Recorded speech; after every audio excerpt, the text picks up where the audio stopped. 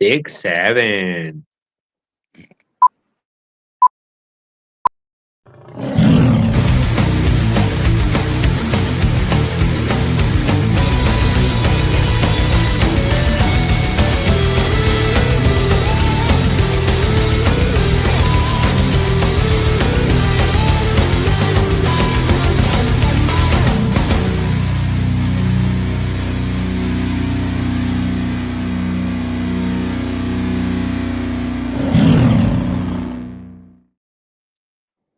What is up, Lions Nation? Welcome into We Are Lions Nation podcast, the Lions vs. Commanders pregame show. Over there to my side, we have the one and only Statman. That's him right over there. Thank you very much for the introduction. We have Appreciate it. MCR Motor City Ryan in the house as well. Guys, this is the pregame show. We got the Lions heading in to take on the Commanders, and we're going to talk about it. Side note, there is no 10-play drive tonight, unfortunately. We are not going to be playing that today due to time constraints. Amy is already in here and ready to go. Hi, Amy. What's up? Hello, Mom. What's going on? Your mom, Statman, is right on it every week, every show. She's just right there. First one in there, man. That's what you call support. It's awesome. So after our awesome show yesterday, Statman, Motor City Ryan, we are at 322 subscribers, up from 316. So absolutely amazing. Thank you to all the new subscribers and to all of you that have been sticking with us this whole time. We appreciate you. Successful show. I just want to touch note on it real quick. If you want to play the 10-play drive, our awesome trivia game, you can either contact us on Facebook, on our We Are Lions Nation Facebook page, or by email at wearelionsnation@gmail.com. Seems simple enough. Perfect. Amy says, love your show. And the form is easy to fill out. Remember, we do have a form, and it's easy to complete. Was it like 3 questions? There's like, I don't know, 5 questions, and they're like, click a button. So, and then you sign it, and it comes right over to me. Bam, bam. And Statman, real quick, you have an announcement for anyone that participates in the trivia game as a contestant. What are you going to do for them? So anybody that competes in the trivia game with us live on our show, obviously you have to come onto our show and do it live with us. You just compete. You don't have to win. Even if you lose, you get entered into a drawing for a signed piece of memorabilia. I'm going to choose what it is, but it's going to be randomized. The whole list of people that come on that are participants, I'm going to randomize that list. Whoever pops up on the top is going to get a nice piece of autographed memorabilia by a player from your Detroit Lions. Yeah, we had some people, at least one person so far on YouTube that has commented that they want to try. So if you're watching, I sent you the email address that you can send an email to, and we can get you all signed up. So absolutely. All right, guys. So we have the Lions taking on the Commanders. The Lions looking for a little bit of a bounce back after last week. Let's just jump right into it. The Lions head-to-head numbers. We have the Lions passing offense, which is 10th. Nope. You know what? I'm the host, and I'm changing it. I want to start with Motor City Ryan's injury report tonight. That's what I want to start with. So when you're ready, do it. I'm all ready when you are. Do it. Alrighty, so for our injury report today, I am going to start with the Washington Commanders. So the injuries for the Commanders right now, of course, Jalen McDaniels had that nasty dislocated elbow. Apparently, it's not as serious as they thought, does not require any surgery, and they are going to reevaluate his elbow on week 12, and they are expecting him to possibly be back on week 13. So there's a little update for Commanders fans. And also for the Commanders, wide receiver Terry McLaurin. He is out for the game as well with a quadriceps injury. So won't be seeing him in action. And they just got him back, just like Daniels. So, it's a pretty hurting loss for them. But at least they do got Debo Samuel back. But on to the next injury. Eddie Goldman, defensive tackle. He is under concussion protocol. And he is also questionable for the game on Sunday. He did have a practice and he was limited in another. So we'll just have to wait and see if he might be back in action on Sunday's game, but he is questionable. And on to the next one is Quan Martin, safety for the Commanders. He is out with a hamstring injury and he is also questioned. He did do a practice as well. And that is pretty much it for the Commanders' injuries. So now I'll go on to the hometown favorites, even though we're on the road, Detroit Lions. The Detroit Lions. Marcus Davenport. He is injured, but they are expecting him to return on week 11.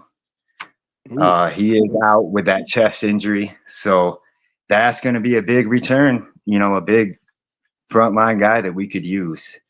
And then also for the Lions, Christian Mahogany, who suffered that bad leg injury.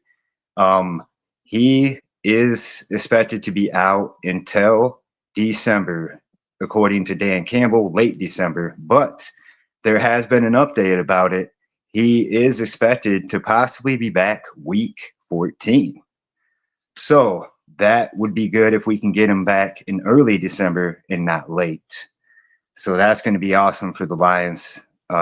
Two big guys, two big injuries right there. And then also for the Lions, people that are going to be out for today's game. I have offensive lineman with the knee injury, Miles Frazier. He is out, listed as out for that game, did not practice. And then Kirby Joseph, also a knee injury. He is listed out as well and did not practice. And then Pat O'Connor, defensive lineman for Detroit Lions, another knee injury. Seems to be a pattern here with the Lions. He is also out for Sunday's action. And then Jacob Sailors. He is out with a back injury, and he will not be in action on Sunday. And then Joshua Paschal. He is out with a back injury as well. Good edge rusher for us. Unfortunately, he will not be in Sunday's game. And we do have some players that are questionable for Sunday. So the questionable players right now are Taylor Decker. He is questionable. The tackle. He did practice, but they're also having him rest his shoulder. So he was kind of limited in practice. And then Craig Reynolds, the running back for the Lions, not our starter, but he is out with a hamstring, and he is listed as questionable for Sunday's game. And then Malcolm Rodriguez, who popped up in the news a few weeks ago, he's popping up again as questionable for Sunday's game with that lingering knee injury. And then Dan Skipper is also listed as questionable, another tackle for us. He has a back injury, and he is listed as questionable for Sunday's game. And that's pretty much all I have for the injuries. But if you are tuning in and you are new to this, make sure you're following, make sure you're subscribing, comment, like, thumbs up, share with your friends.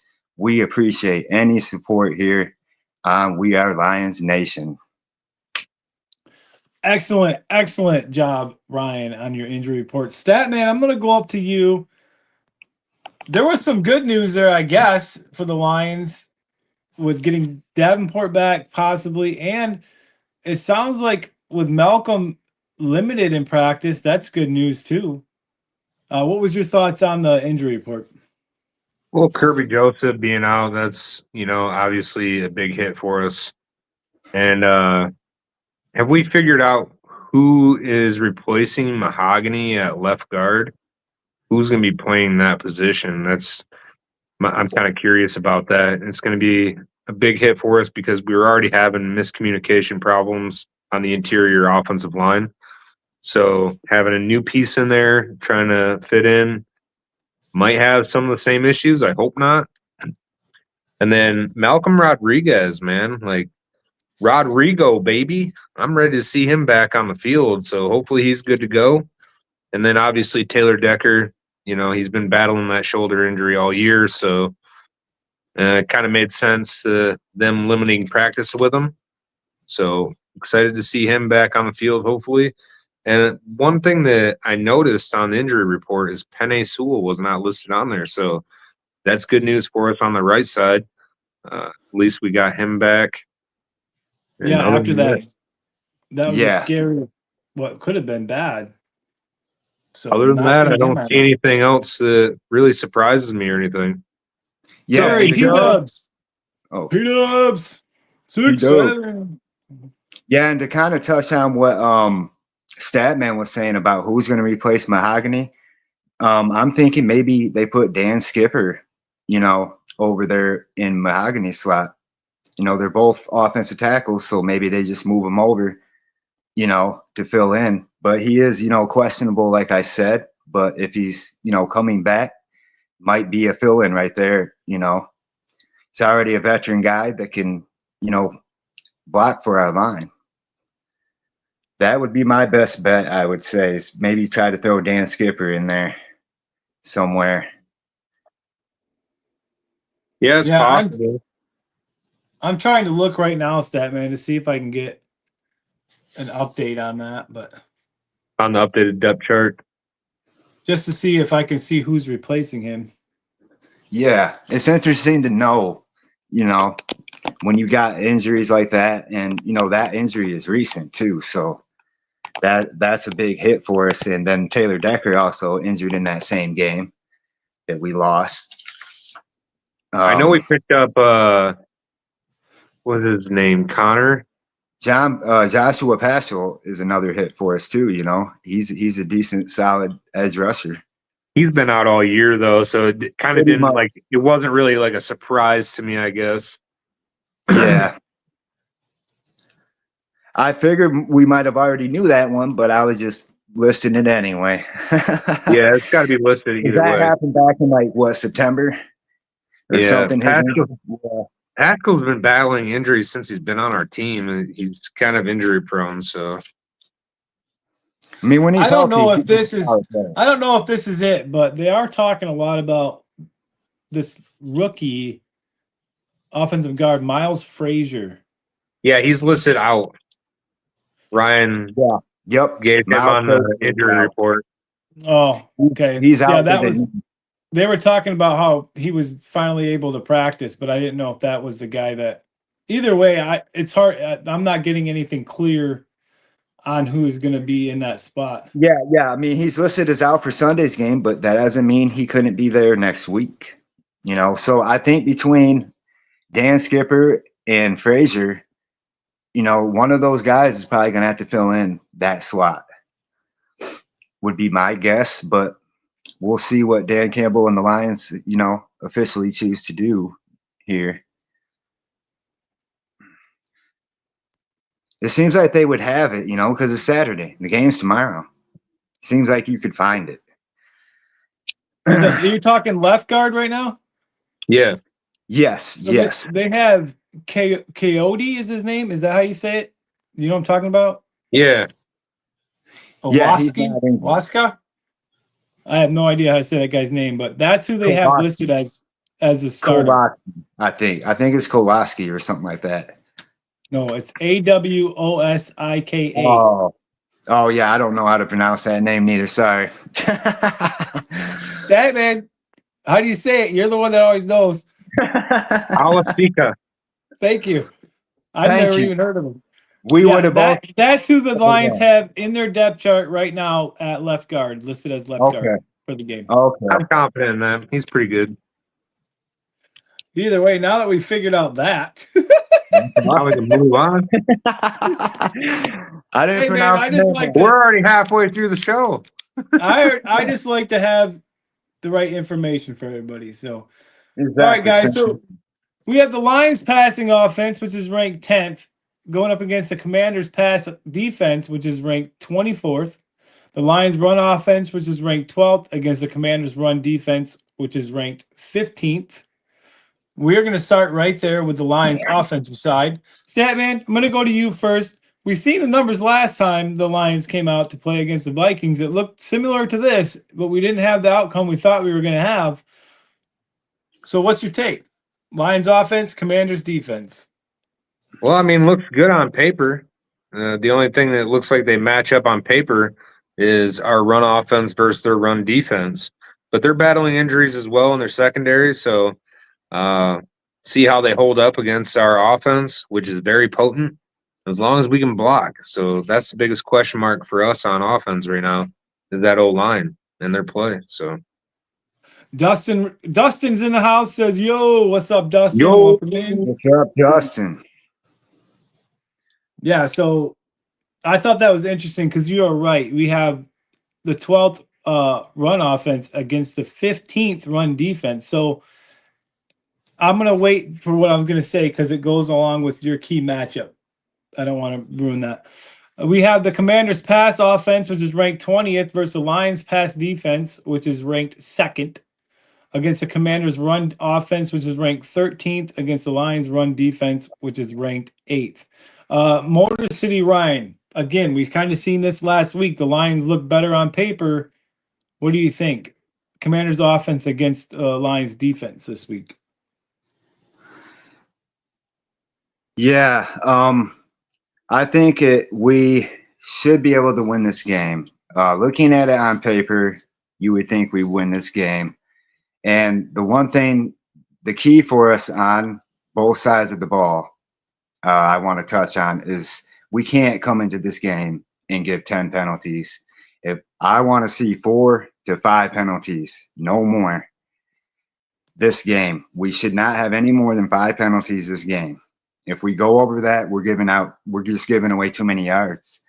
And I think our offense can really torch this Commanders defense.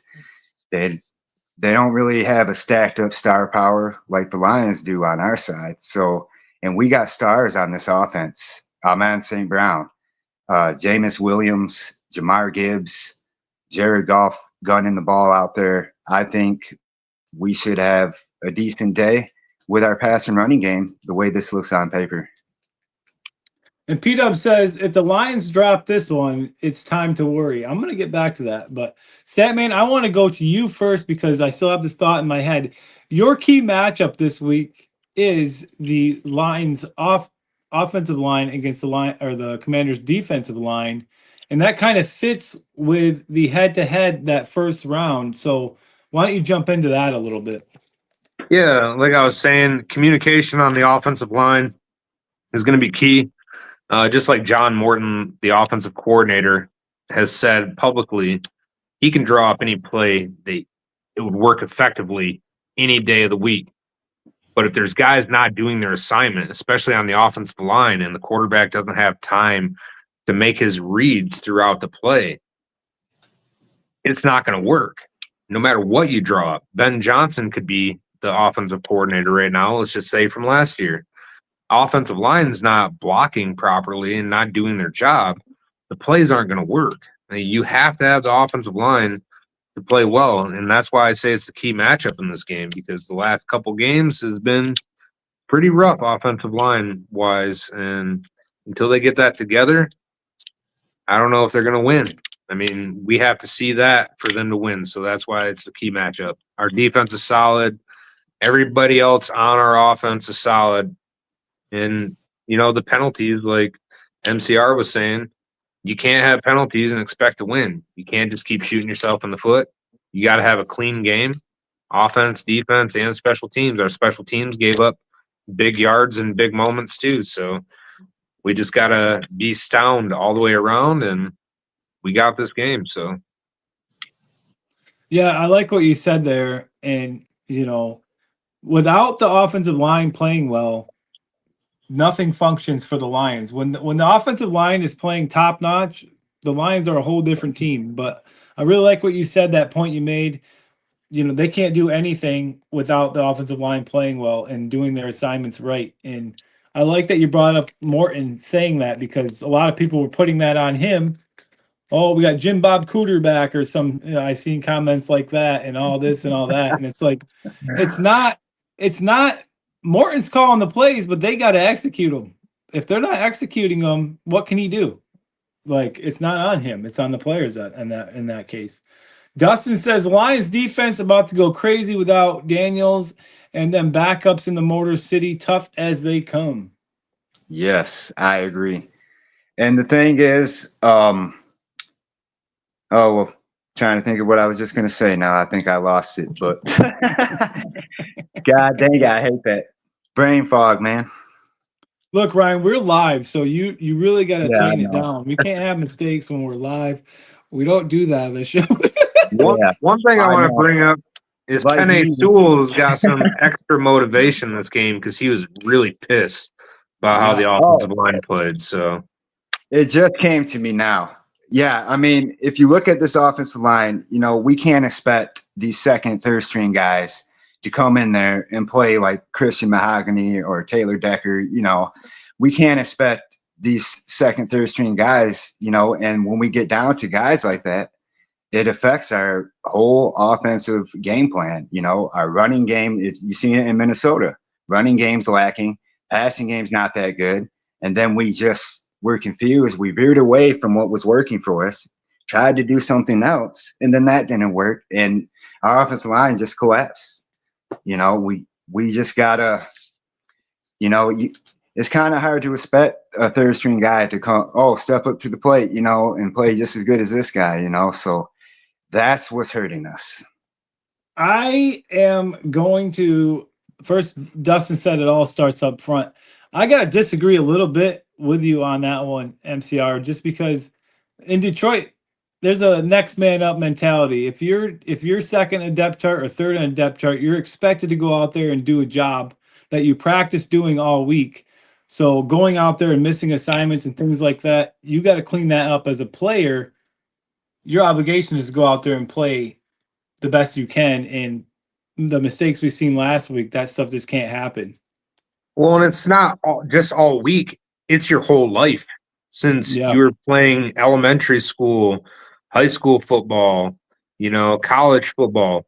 You know your position, you know your job, you know what you're supposed to do. When you get called, make plays. And this is something right here. What P-Dub said is something we've mentioned before. P-Dub says Lions are equipped to play 2 running backs and tight end to help in blocking. Why don't they do that? And Statman, you have specifically brought this up numerous times. We should see Montgomery and Gibbs on the field at the same time more often. Yeah, and Gibbs has been failing in the pass blocking too. So there's a couple times where he had an attempt to block a blitzing player against Minnesota and got pancaked on his back. So we just got to clean it up. Dustin says they don't use Monty till the fourth quarter. What's the deal with that weird game, man? Yeah, I think that comes down to sometimes too is that Gibbs is playing better than Montgomery has been, but maybe you give Montgomery a little more time, maybe he can get a roll going, But if the offensive line doesn't play, neither one of them are going to run the ball. But yeah, I mean, what they do with Gibbs and Montgomery kind of makes that next man up mentality a little confusing there, because they could run Gibbs all first quarter, wait until and then mix it up with Gibbs and Montgomery starting the second quarter all the way to the fourth. That's what they should be doing, but they're not doing it. And I can't expect a third string player to play like Javon Curse, if Javon Curse is my starter. So, that's where I was kind of going. I mean, you want them to, but, you might not get that result. The goal is to try to do that, but it might not be the best outcome, I get that. And P-Dub says Yeah, it's huge to just give Goff another second or two, basically saying that we Absolutely. have more guys in there. He only needs give him that extra second or two and he can make the play. Exactly. Dustin says they play better together. What don't they get? Meaning Gibbs and Montgomery. Which I agree with. Yeah. I agree Yeah. 100%. That's all Statman? schematics. That's all with the offensive coordinator, John Morton. He's going to make those calls and how he's going to scheme against certain teams. And he must have felt for some reason like it wasn't going to be effective against Minnesota. I don't know why. We've all seen it with our own eyes. When they're on the field together, they're a little bit more productive. It gives the defense two guys to look at instead of one. And it kind of confuses the defenses. I think they probably should have ran it more against Minnesota. But the way that game was going, I don't know. We had plenty of opportunities to win that game. And even Montgomery, when he came in, was going to make a first down and then fumble, turn the ball over, gave Minnesota another field goal. So it's one of those things. I guess John Morton's making the call who's going to be better in certain situations, and that's what he puts in. So I just trust in the offensive coordinator to do his job and do what he thinks is best for the team, because that's what we put him in that position for. So we just got to trust in him, and hopefully he makes the right calls. Yeah, I mean, when you have a dual running back threat like that, that's something you should not be putting off. That's something you should be mixing up. Use both of them. Or, like I was saying, start mixing Montgomery more around the second quarter before halftime. They got to mix that threat up. You can't just, we're just going to run Gibbs all game, forget about Montgomery. You have to stick with what works, just like we did with Laporta. We were going to Laporta. It was working. Then they went from it. So, that's the thing. That's where we struggle in that game. We didn't mix it up enough, and then that mistake, the fumble, pretty much cost us the game last week. Yeah, but for this week, I think if we can if the Lions stick with that run game at first, do what they do best, pound into that defensive line, wear that defensive line down. That's our biggest worry on that Commanders defensive side, I think, is their defensive line. We get them tired, wear them out, then Jared Goff got time to pass the ball and play action. And I think the Lions can be successful. Perry says, viewers, hit that subscribe and like buttons. Share to your friends. Thank you, Perry, for that call to action. Appreciate it. Appreciate you, Perry. Well, we are unfortunately at that time because Soul Man has a play to go to for his kiddo. So, Statman, need you to get us out of here like you know how to do. I'm going to do my final thoughts real quick. Detroit, get your head out of your ass. Campbell, get these players ready to go because he slacked on it off the bye week. Hopefully we can turn this around in Washington right in front of the President of the United States. Donald Trump will be attending that game. So I'm excited to see what they do and how they perform. And let's kick this out of here just like we always do. Forward down the field, a charging team that will not yield. And when the blue and silver wave, stand and cheer the brave. Rah, rah, rah, go hard, win the game. With honor you will keep your fame. Down the field and gain a Lions victory. Go Lions! One pride.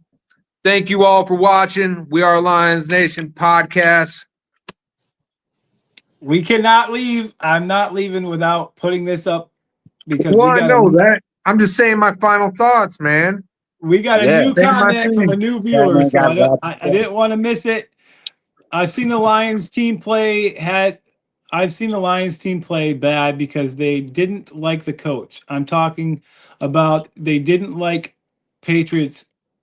Could the same thing be happening with the offense and Morton?